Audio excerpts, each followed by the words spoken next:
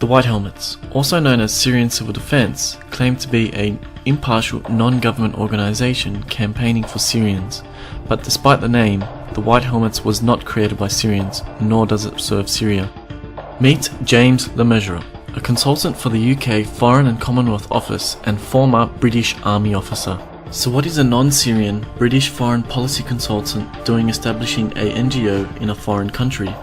Does James really have the Syrian people's best interests at heart? If so, why do the White Helmets operate solely in terrorist-held areas? Why has the White Helmets constantly called for the implementation of a NATO-imposed no-fly zone?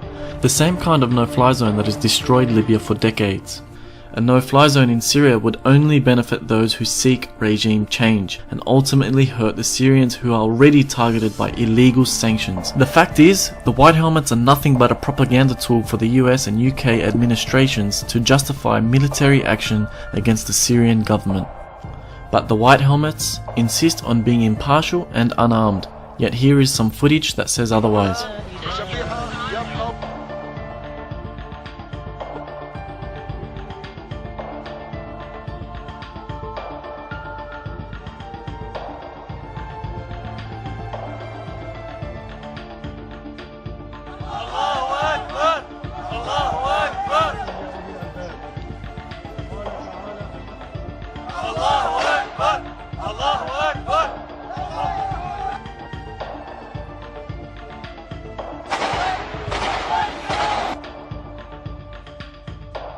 Here's where it gets interesting.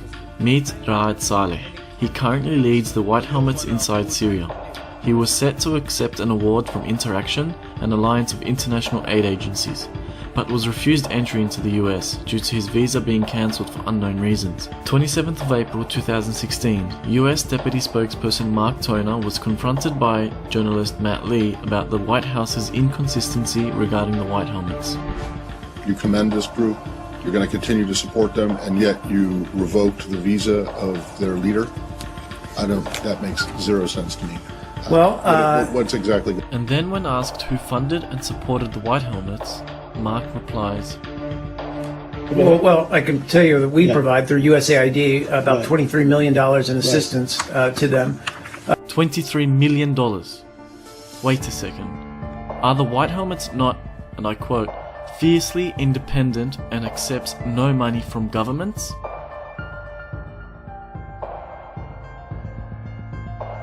So we have seen a group who is clearly not Syrian, not impartial and not independent, who are armed and are most certainly sectarian. Maybe the White Helmets were set up to facilitate executions like this one.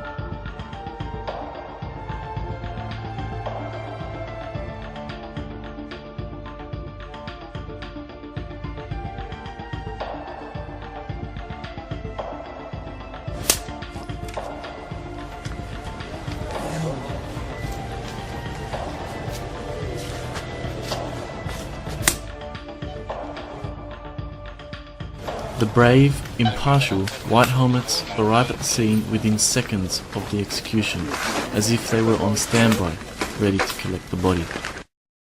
The White Helmets. An NGO? Or simply Al-Qaeda with a facelift?